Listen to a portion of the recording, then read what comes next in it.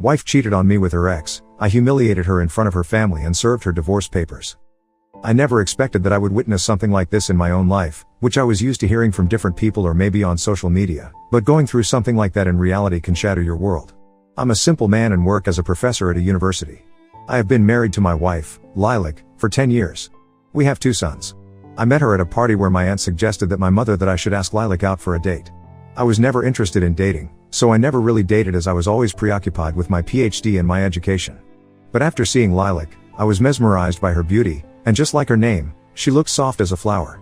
My parents were nagging at me for a long time to get married, so I asked Lilac out. Our parents had already interacted with each other at the party and they dearly wanted both of us to get married. The first date was amazing. She was fun to be around, and she was doing dental at that time. We ended up dating for a year and we got married. Now it's been 10 years. Our daily lives were pretty much normal. She was a great mother and wife. I never felt any problem in my life after her arrival, and she took great care of me, but that was only the start, and I never knew that curiosity would take me to an unexpected turn after 10 years. Knowing about her past would have helped me detangle the knots that I never really tried to know. Things were going smoothly, and never in 10 years of marriage had I doubted her until 1 month ago, and on a random day, things turned very rough for both of us. Maybe it was me who was creating assumptions in my head, or maybe she was hiding something because I never had any sort of negative view of her before. It was one evening when she came back from her clinic at a very unusual time. I tried calling her, but she didn't respond to my calls. At first, I thought maybe she had a lot of patients today, so I called the receptionist at her clinic. She told me that Lilac didn't come to the clinic that day, which made me curious and tense. I was very anxious, thinking about what might have happened. I couldn't sleep at all. It was past midnight when she came inside, looking really tired. I was going to ask her why she took a leave today. Before I could even say a word, she walked past me and said she had lots of patients today and she wanted to sleep. After hearing her lie to my face and meanwhile knowing the truth, I just sat there on the couch anxiously, thinking about what could be the reason behind her lie, and that was something new. I was irritated and annoyed by this, but then I decided to try to sleep because it was already late and I had work tomorrow. I went inside the room and saw her wearing her office clothes with her legs hanging from the bed. I took her in my arms and laid her properly. What could have been worse than realizing your wife, who never touched alcohol in 10 years of marriage, reeked badly of alcohol? I covered her with a blanket and looked at her face. She was sleeping peacefully and unbothered. I wanted to avoid any kind of conversation in the morning, so I left for work early in the morning. I couldn't sleep at all because I kept thinking about it. I had to prepare question papers for my student's upcoming exam, so I thought waking her up in the morning would be a bad idea as it would lead to stress and arguments for both of us. I came back from work and saw her car in the parking lot. While petting my cat on the front porch, I saw Lilac through the window. She was texting someone, smiling and blushing. As soon as I went inside, she immediately put her phone aside and started helping our elder son, James, with his homework. She always hugged me and kissed me, and this time her smile faded after looking at me. She greeted me with a rough hello, which sounded uninteresting. It was very awkward to face such an unusual thing in just one day. Later in the evening, I asked her to bring me a warm cup of coffee. She had the cup of coffee in one hand and was texting someone with another, smiling. I looked over at her once and then looked away. But my second look saved our younger son Max from getting burned with the coffee on his head, all while her mother was busy texting someone, God knows who. I shouted at Lilac for the first time in our 10 years of marriage for her carelessness. She kept apologizing, so I told her that I wanted to talk to her about a few things. I let the boys play video games for a while so we could have a proper conversation. Instead of asking where she was last night, knowing this might give her a hint, I asked her where her attention was and to whom she was talking on the phone. She looked at me apologetically, and as she was going to say something, her phone started buzzing. It happened 3 times, which made me very annoyed, and she apologized. She told me that she met an old friend the day before yesterday, and last night they both decided to catch up, so that's the reason behind her being late. She still didn't tell me that she was not in her clinic or about the alcohol thing. Agree over this or not, but hiding information does count as minor cheating. What is bothering me is that it is almost midnight now and I still see she's up online and chit-chatting on her phone. Update 1. It's been a month since the last update, as I have already mentioned before. I was preparing questions for my student's exam, so I was so busy with my schedule that I failed to make an update. On the same night, seeing her having a conversation with someone at 4 a.m. in the morning wasn't unusual, but the conversation that I overheard made me realize otherwise. I would like to quote it for you all to read. Nah, it wasn't a dream marriage of mine, he's boring and outdated, and I'm tired of the vanilla sex every time. God, I need spice in my life. Oh, you want to? Probably the reply to her wanting spice in her marriage. Was I really an outdated, boring person? Did I really fail as a husband? I thought she was happy with me. Did the arrival of a new friend change everything? Who is even the new friend of hers? She always slept in my arms, sometimes bought me flowers, and treated me so well. I can't believe hearing all of that. I went back to my side of the bed. I heard her footsteps, and the door opened. She came back, got inside the blanket, hugged my back like nothing happened, and fell into a deep slumber. As for me, my instinct was clearer than water, and at the back of my head, I knew she was drifting away from me. Honestly, after that night, I got suspicious of her and started following her. Everything went downhill, and it was worse than what I expected. If a person is capable of minor cheating, then eventually they have something big under their sleeves. I couldn't sleep at all, and my head was pounding pretty badly. After having breakfast, I told her that I could drop her off at the clinic. She didn't respond at first, and then she told me that she was going to meet James's teacher at the parents' meeting. It was amusing. Doesn't she know that the meeting was yesterday, and I already attended that, but I kept track of the lies she was feeding me. I didn't say a word and left for work. On my way to the office, I got a call from her clinic. The receptionist asked me why Lilac hadn't come to the clinic for 3 to 4 days. She was not even responding to the calls and texts properly. The patients had taken prior appointments, and when the doctor didn't turn up, they were very frustrated because they had their appointments on the respective days. One thing was leading me to another, and my doubts were getting clearer day by day. Instead of being a puppet, I decided to see it through my own eyes. I immediately completed my work and let my intern do the rest of it. I left my office and went to her clinic, knowing she wouldn't be there. I entered the clinic and called her. She didn't pick up my call but called me back after 2 minutes. I told her that I visited her, but she was not there. She couldn't say anything for a few seconds and then responded hesitantly that she was visiting an old patient who couldn't come to the office and had to describe the process of RCT. She was lying because when I asked the receptionist if there was any home visit appointment, she said no. I went back home, and both of my sons were silently studying. Our nanny takes care of James and Max. She was an old friend of my mother and was the most trusted person. I cooked dinner for them and finished assembling the papers so I could ask for a few days of leave and follow my wife. Things went as planned, and I decided to remain silent until and unless I gathered all the proof so I could properly defend my doubts. At the dinner table, I asked James about the meeting, and he asked me a question in return, asking what meeting I was talking about as we had already attended the parents' meeting. The look on Lilac's face was satisfying. She took a bite and said that she just wanted to talk to James's teacher about his progress. I put my spoon aside and looked at her. She asked me what was wrong.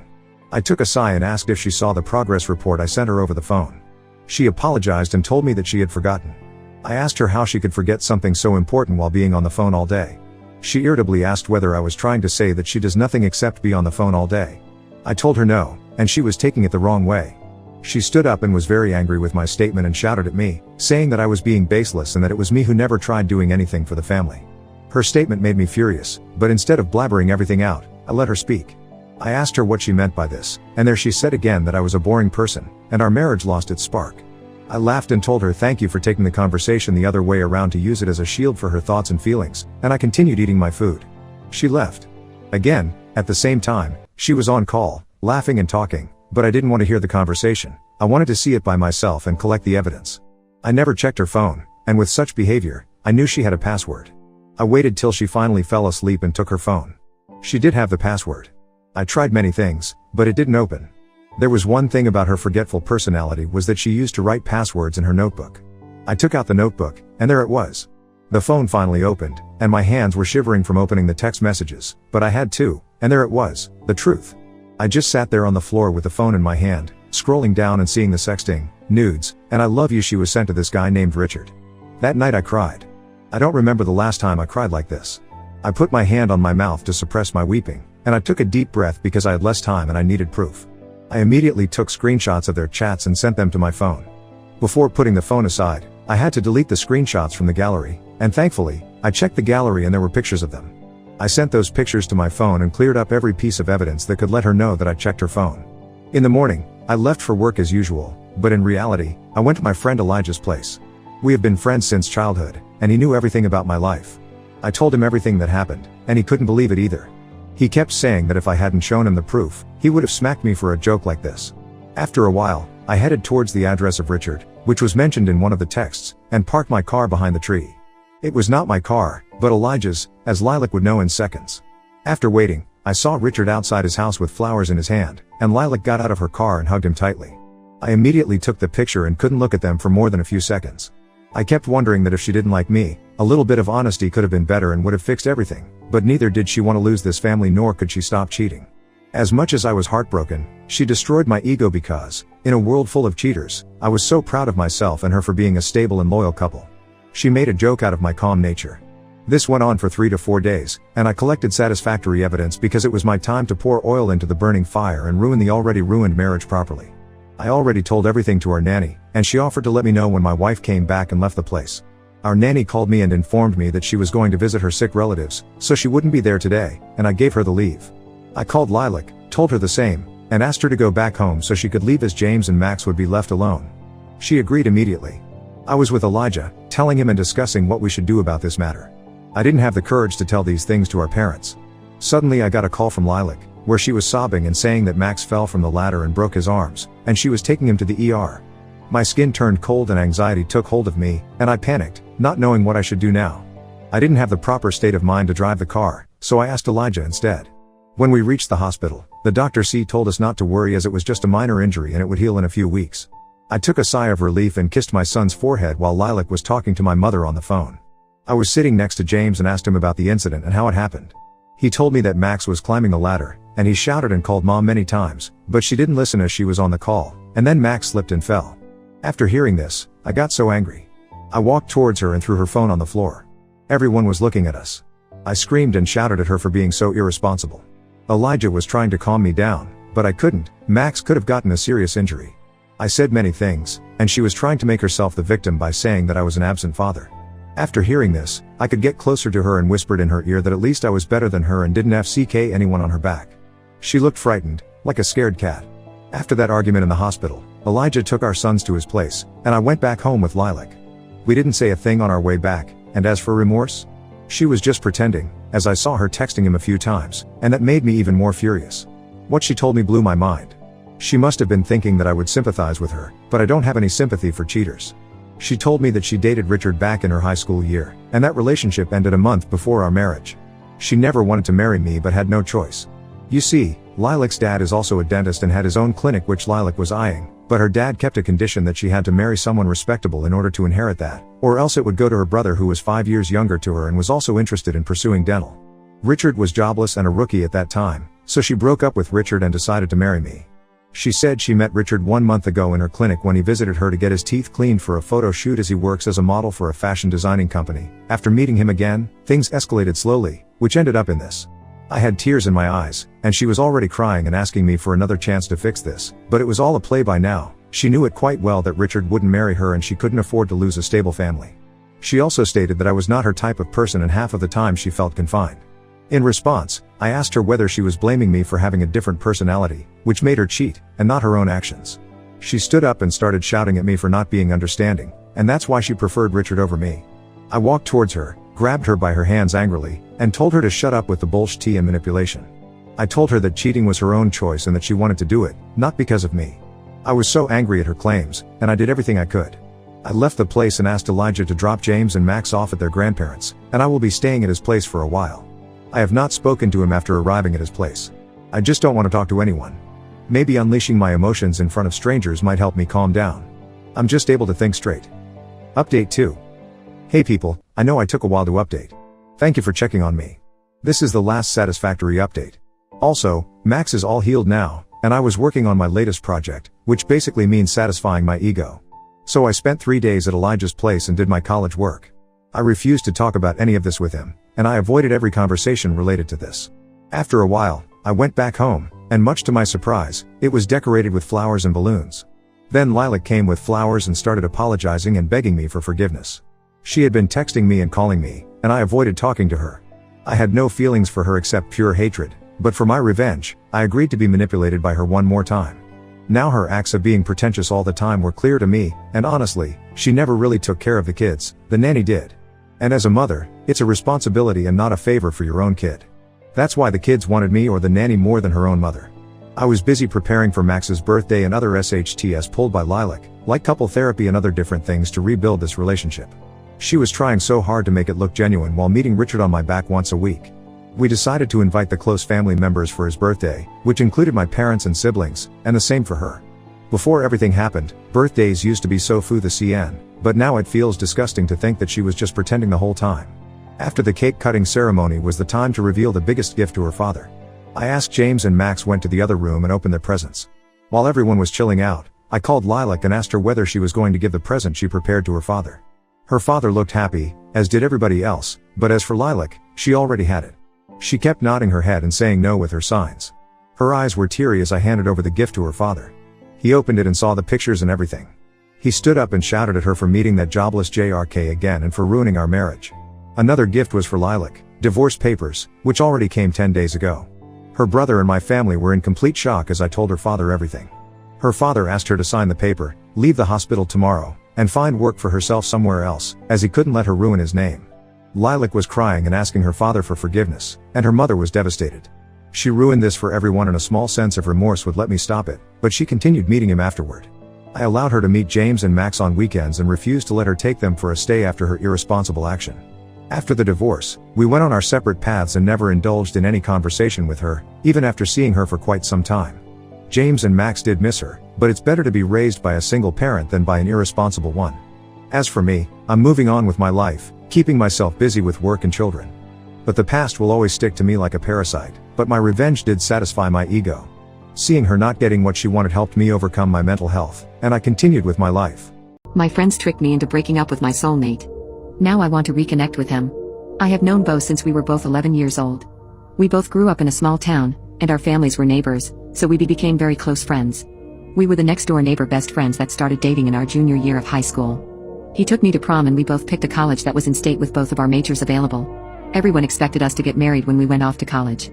Bo had issues at first making new friends, but I sort of jived with the gals in class.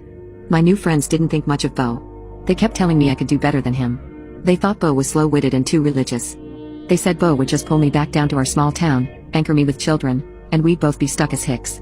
It reached the boiling point on my 21st birthday. 2 of my girlfriends came to me claiming they saw Bo cheating on me. They kept to their stories and I foolishly believed them. I confronted Bo and started screaming at him. Bo didn't apologize, he didn't beg, and he didn't plead. Instead, he got cold and mad. He said that he never trusted my friends, that they were playing me, and he thought I was better than this. I didn't believe him and I let him walk away. He promised that if I took their word without even looking at them critically, we were over. And he kept his word. From that day, he wouldn't even look at me. He wouldn't talk to me, he wouldn't acknowledge I existed. For the rest of college, he never dated anyone. He just worked, went to class, and graduated early. My friends set me up on a ton of dates. I had a bit of a wild college ride, something I'm a bit ashamed of now. Once I graduated, I tried to get established in life, but my college friends kept just wanting to hang out, chill, or party. It honestly got tiring, and I couldn't believe I had the energy to do this for nearly 4 years while getting an education. It was when I was 23 that one of the girls called me a stick in the mud and said something along the lines of "I can't believe we went through the effort of breaking you up with Bo if you were just going to become a wallflower." I couldn't believe it. She went into detail about how easy it was and I felt disgusted. I didn't give Bo another thought after the breakup.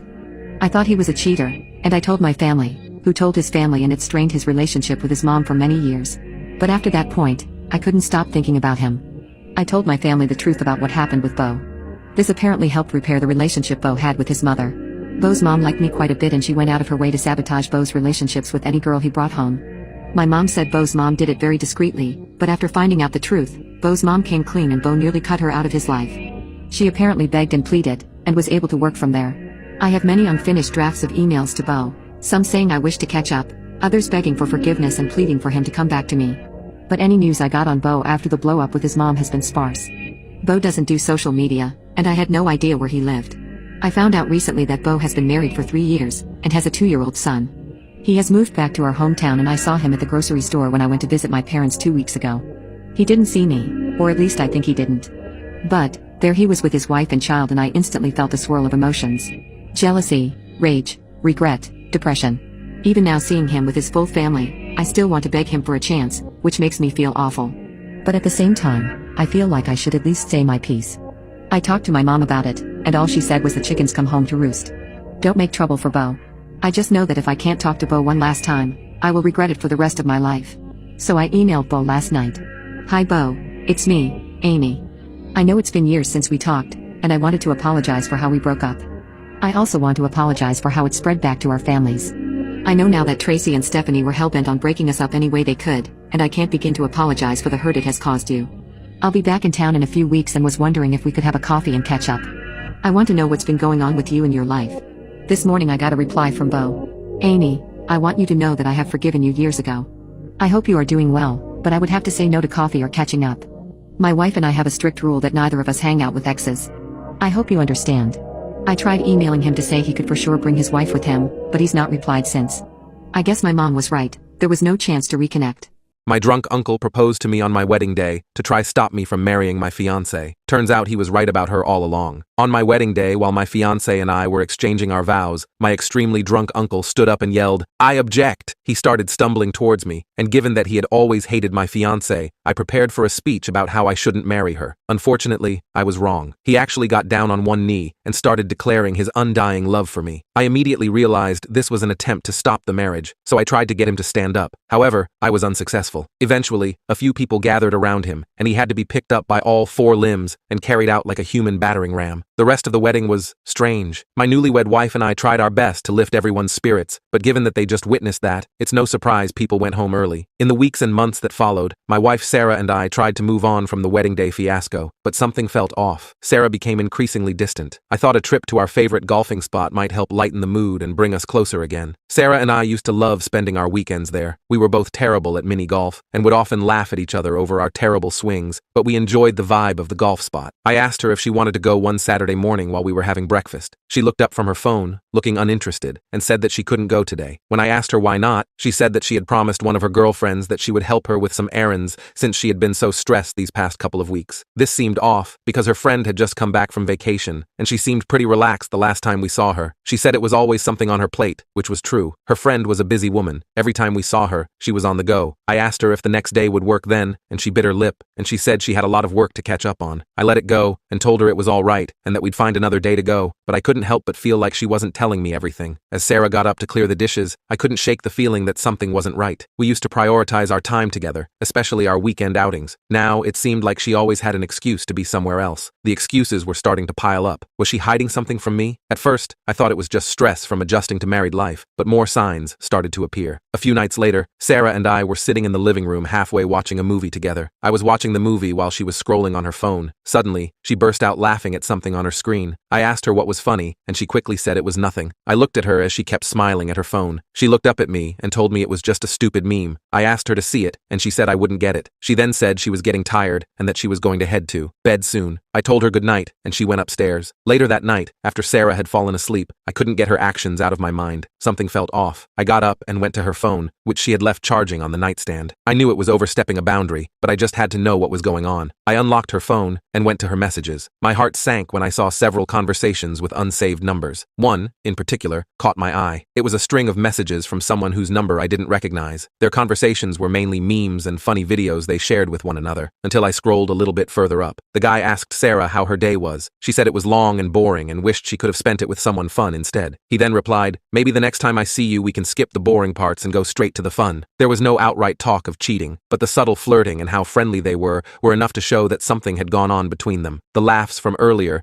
and the casual intimacy in their words all pointed to a connection she was keeping from me. I felt angry, hurt, and confused. Who was this person, and why was Sarah hiding this relationship from me? The doubts and suspicions that I tried to deny had come true. I put her phone back and laid down next to her, staring at the ceiling. My mind was racing with questions and the realization that my marriage was failing before it had a chance to begin. I knew I had to get to the bottom of this, so I decided not to speak on it at the moment until I had solid proof against her to confront her. In the following weeks, I started collecting evidence. I took screenshots of her text messages, spoke with some of our shared friends, and pieced together the timeline of their affair. It was a painful process, but I needed to know the full story before confronting Sarah. I found myself questioning everything. The nights were the hardest. I would lie awake, replaying every moment, every conversation, wondering how I could have missed the signs. One night, I decided to dig deeper. I went through old messages, social media posts, and even emails. I discovered a pattern. Sarah had been very secretive over the past year, with late-night messages, sudden trips for work, and constant texting with the unnamed number. Each piece of evidence felt like another stab in the back. I reached out to mutual friends to ask them for information, without revealing too much. One friend, Karen, mentioned seeing Sarah with a guy she didn't recognize at a cafe a few times. She hadn't thought much of it at the time. She assumed it was a colleague, but now, It all made sense. I decided to make one last effort to reconnect with Sarah. Maybe a nice dinner out would give us a chance to talk and bridge the growing distance between us. I had to try one last time. I saw she was getting ready to go out, so I called her downstairs. I asked her if she wanted to try this new Italian place downtown for dinner that night. Sarah has always loved pasta, and I've heard great things about this restaurant. She barely looked up from her phone and said she'd love to, but she had to take care of some stuff. It was 9 p.m. and she was wearing a beautiful black dress with heels. I asked her what could she possibly have to do dressed like that at this hour. She said it was just a girls' night that she forgot to tell me about. I told her that I knew she was cheating on me. She froze. Her eyes widened, and she asked me what I was talking about. I showed her all the evidence from the past few weeks, the screenshots, and the credit card transactions that showed she didn't match where she said she was going to be. She got defensive, saying that I didn't trust her, and that I knew she wouldn't do anything like that before. She claimed that someone framed her, and those messages weren't her. After I told her that I knew this was her because I found the messages as she was asleep, she said it was not what I thought it was. She said it was just harmless fun, and she didn't do anything with the people she chatted with. She'd been lying to me, avoiding me, and making up excuses to spend time with these people. This was cheating in my eyes. She then tried to make excuses like she was lonely and I was always busy at work. I tried to make plans with her countless times, but I wasn't hearing it. I told her that she had made her choice and that she should stick with it. I told her our friends even said that she was cheating on me. She asked me which friends, and I told her I wasn't going to say. She then asked if my uncle had revealed all this to me and told me to check her phone. I asked her why my uncle would say anything about this. I was genuinely confused at this point. I asked her what he had to do with this, and she hesitated. I knew something was up now, and I knew I needed to talk to my uncle to get to the bottom of this. She broke down in tears, begging me to stay with her. I told her I needed space and left the house. I needed answers, so I reached out to my uncle. We met at a quiet cafe the next day, and he looked worn out. I asked him about what Sarah had told me. He immediately told me he was sorry, and that he should have told me earlier. He knew Sarah was cheating on me before the marriage, and that was the reason he was trying to interrupt it before I said, I do. I asked him why he would let me follow through with this decision if he knew she was cheating on me before our marriage, and he said that it was complicated. She had been blackmailing him this whole time and threatened him if he told me. I asked what she could possibly be hanging over my uncle's head to make him not tell me the truth. He hesitated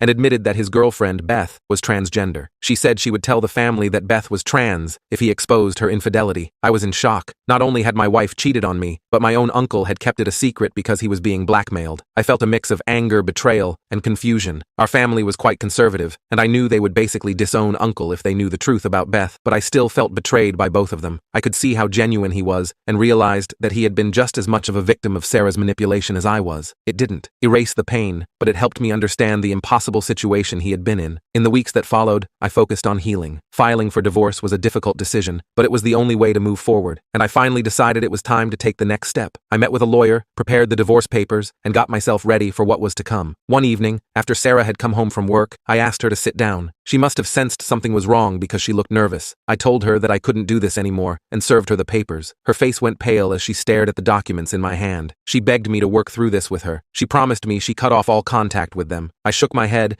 and told her that it's not just about the affair partners. It was about the lies and the manipulation. She blackmailed my uncle and used his relationship against him to cover up her own wrongdoings. She sobbed and tried to grab my hand, but I pulled away. She said she was scared that I would leave her. She begged me not to leave her and said she didn't know what she'd do without me. She said she loved me. I felt a ton of emotions all at once. I wanted to be with her because I loved her, but I knew our marriage was too far gone, and my trust in her could never be restored. I left her sitting there, broken and crying, the divorce papers on the table in front of her. As I walked out of the house, I felt a weight being lifted off of me, even though I was sad to leave her. My uncle and I continued to rebuild our relationship. It was a slow process, but I could tell he was genuinely remorseful, and I could see how much the situation had affected him and Beth. As the months went by, I began to see the situation from a new perspective. I started therapy, which helped me process my emotions and understand my feelings. Therapy also helped me rebuild my self-esteem. I had been feeling worthless and unlovable, but my therapist helped me see my worth and the positive qualities I brought to a relationship. Slowly, I started to believe in myself again. One of the biggest changes during this period was reconnecting with my passions. I had always loved painting, but during my marriage, I had let it fall by the wayside. Now, with more time on my hands, I picked up the brush again. It was therapeutic. I also started running, which I had never been particularly interested in before. A few years later, I felt ready to dip my toes back into the dating pool. It was intimidating at first, but my friends encouraged me to take it slow and have fun. I went on a few dates, nothing serious, but it was nice to feel desired and appreciated again. One date stood out from the rest. Her name was Courtney, and she was everything Sarah wasn't. She was kind, genuine, and understanding. We clicked immediately, and our first date turned into a long conversation over coffee and then dinner. We shared our past experiences, and she listened without judgment. As we continued to see each other, Emily showed me what a healthy, supportive relationship looked like. She encouraged my passions, supported my decisions, and most importantly, she was honest.